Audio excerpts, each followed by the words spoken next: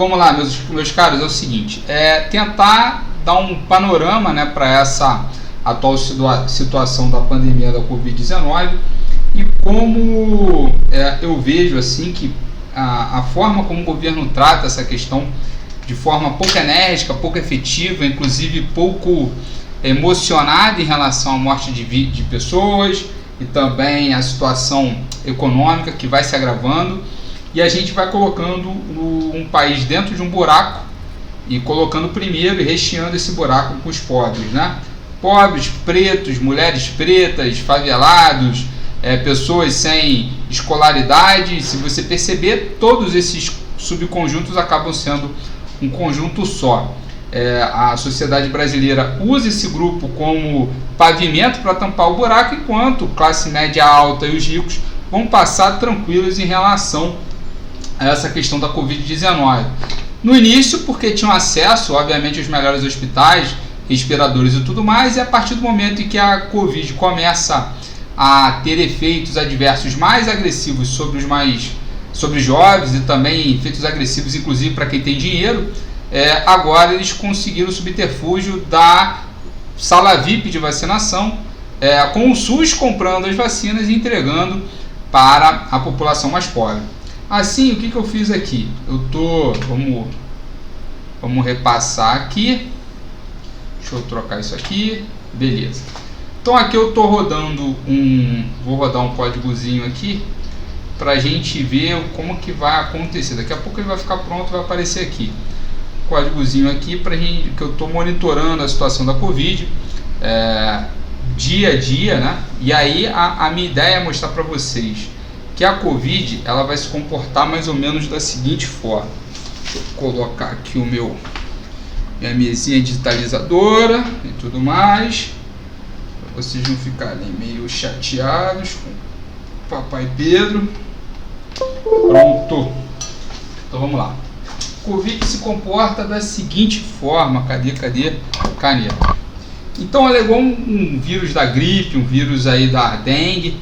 Então aqui seria o tempo, aqui é o tempo, aqui é o número de infectados. E obviamente isso aí tem a ver com quem não se recuperou e quem morreu. Ela se comporta de forma cíclica. Ela vai, em tese, se adaptando melhor às novas estruturas, né? Vão se criando novas cepas, novas variantes do vírus, e vai haver um movimento sinodal de toda hora havendo mais infectados, ou seja, ondas cada vez mais fortes. É claro que em alguns países a onda foi tão forte que simplesmente acabou com aquele público mais sensível. Por exemplo, diria na Itália, né, que foi aquele caso mais emblemático. No entanto, isso aqui é algo conhecido. O que faz cessar esse movimento? Vou mostrar para vocês que os dados, vamos ver como é que ficou aqui, por enquanto ainda está rodando, 8% ainda. Os dados mostram o seguinte, que, por exemplo, países como Estados Unidos e também, de forma muito emblemática, Chile e Israel, conseguem travar esse movimento, estancar esse movimento, a partir da única e exclusiva subterfúgio da vacinação com isolamento social. Então, enquanto a vacinação está fraca, se isola. Se a vacinação está forte, mantém-se, e a vacinação deve ocorrer periodicamente ou ciclicamente. Tá? Então, provavelmente haverá uma janela imunológica para essa vacinação, ela vai ter um efeito, mas não vai ser um efeito duradouro. Assim, duas coisas estratégicas precisam ser feitas. Uma, desenvolvimento da vacina, e o desenvolvimento da vacina. Não sei se ficou claro para vocês, mas dominar a tecnologia de desenvolvimento de novas vacinas. Por quê? Provavelmente haverá uma cepa mais agressiva que a vacina não vai ter aquele efeito. Então, o país que não dominar essa tecnologia, ele vai ficar refém de o país que dominar conseguir fazer um excedente tão grande que produz para si para outrem, para os outros países. Vou ver como é que está aqui, já estamos em 38%, já vai sair. E aí você tem essa questão muito sensível, que sem essa tecnologia de desenvolvimento, você vai ficar refém, como foi o caso do Brasil, principalmente no início da pandemia. e pouco se investiu nessa questão aqui. Os recursos para investimentos de nova vacina foi muito pouco. Do ponto de vista econômico, se pensou inclusive doar dinheiro para empresas via crédito subsidiado, se doou muito via auxílio emergencial sem foco algum para pessoas de classe média, média alta, que nem estavam no Brasil, servidores públicos e militares. Se jogou um caminhão de dinheiro fora, depois se corrigiu o rumo, mas aí se pensou numa ajuda emergencial de R$250 no máximo, ou seja, o ponto máximo, enquanto que o auxílio emergencial num período não tão agravante da Covid-19 foi de R$600. Isso aqui, meus amigos, vai colocar mais uma vez em rota de colisão a estrutura produtiva do país.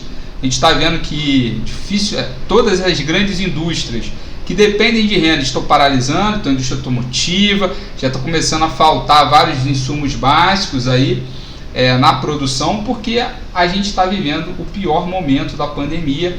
Vai chegar mais ou menos em abril e maio, e se bobear em junho pode ser ainda pior. Então a gente tem uma perspectiva de chegar em 500 mil ou meio milhão de mortos assim nos próximos meses, o que é algo aterrador. Então a gente está acelerando a questão do contágio, e a vacinação, vocês vão observar que ela não está se acelerando. A vacinação ainda continua de forma muito incipiente, muito devagar, e infelizmente eu não vejo aí uma saída tão positiva. Assim, qual seria a melhor solução? A melhor solução seria alocar ativos de toda sorte no desenvolvimento de vacinas e também na vacinação urgente da população. Você, na verdade, deveria vender o almoço, vender a janta para comprar vacina, porque o que a gente sabe, o que a gente fala é o seguinte: você pode passar fome, mas você pode sobreviver à fome, mas sobreviver à doença não. Então a doença estanca a sua capacidade de sentir fome e depois saciá-la. E além disso, a doença, cada pessoa doente para de trabalhar e exaure recursos do sistema de saúde. São recursos esses que, por mais que seja público ou privado, eles não voltam para o sistema. Então hoje quem está ganhando dinheiro? Donos de hospitais e aqueles serviços que ainda hoje não foram interrompidos, como a questão do supermercado. E aí a gente tem pessoas com pouquíssimo dinheiro indo ao mercado, percebendo que tudo está mais caro pelo processo inflacionário desse movimento do auxílio emergencial, que elevou a dívida no ano passado em 850 bilhões a mais, ou seja, consumiu toda a reforma da Previdência, que foi extremamente negativa para os mais pobres, e agora esse auxílio emergencial limitado a um teto de 50 bi, mas a gente sabe que vai haver vários gatilhos em relação a esse novo auxílio, que possivelmente não chegarão aos mais pobres. Isso aqui deve ter vários desvios aqui, como teve, por exemplo, no caso do Rio Grande do Sul, que fez um baita auxílio saúde para os magistrados, ou seja, para os juízes, da ordem de R$3 mil. Então a gente observa como o Estado brasileiro consegue cometer crimes no meio de uma pandemia. Então ainda estamos em 46% aqui desse processo. Acho que vou ter que pausar o vídeo para a gente continuar, mas a minha ideia é que você precise de fato investir pesadamente na vacinação e no desenvolvimento tecnológico da vacina e dominar esse processo, porque vai ser o vírus que vai ditar basicamente o ritmo da economia nos próximos anos. Então 2021, 2022, 2023, mais ou menos até, sei lá, na próxima década, países que estarão reféns nesse processo de produção, exportação de insumos e desenvolvimento tecnológico, obviamente estarão na vantagem. Então se descortina, cai por terra aquela ideia de que o comércio pode ser super vantajoso, independentemente de onde você se especializa. Obviamente há produtos que a elasticidade é muito baixa, e aí você tem vários modelos de comércio internacional, como por exemplo o modelinho de Armington,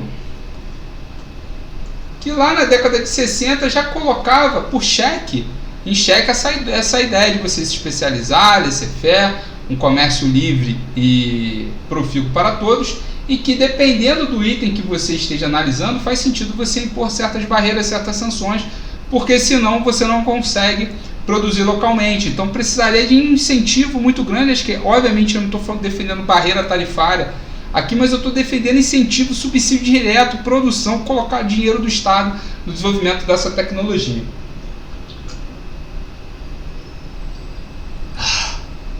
Aproveitar o SUS, que são basicamente quase mais de 30 anos, 33 anos de sua existência, para poder manter aí a população vacinada.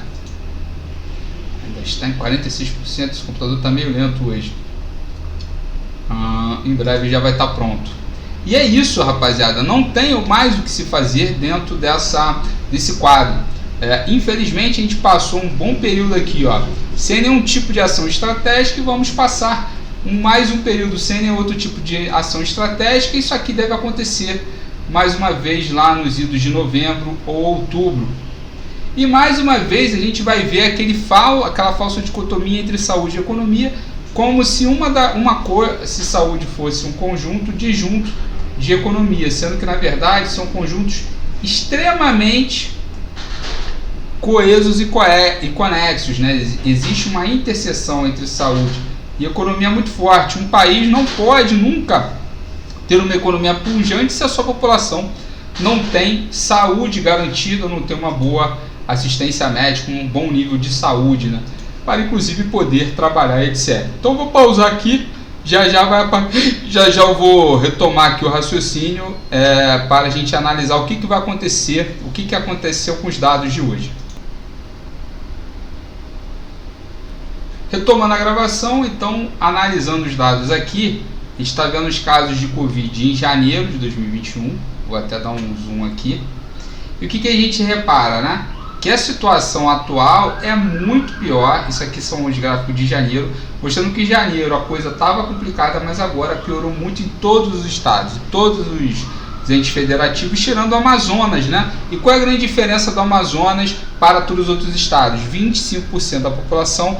A média nacional de vacinação no Amazonas é 4 ou 5 vezes superior à média nacional. Essa é a grande diferença de por que o estado do Amazonas não continua avançando essa questão da Covid, né?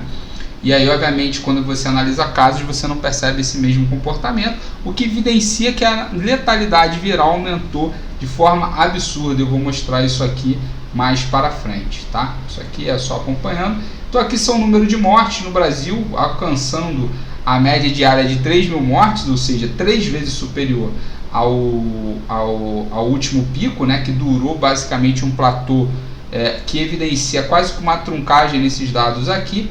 E quando a gente analisa o número de casos, a gente observa que do pico para cá, o salto foi apenas de 25%. Desculpa, 25% não, de 50 para 75, vamos lá, 50. 75, a variação percentual foi de 50%, ou seja, o salto foi apenas de 1,5, que faz todo sentido.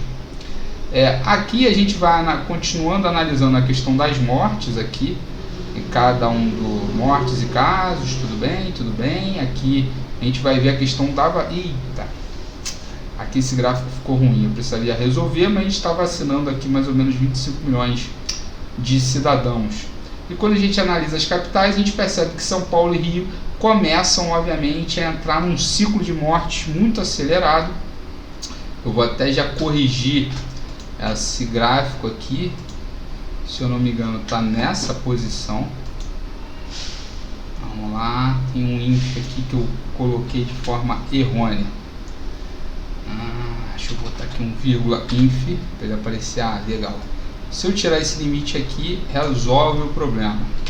Então eu retiro esse limite, vou ter que rodar mais uma vez, mas não tem problema, já estou aqui, né? Então, qual o problema?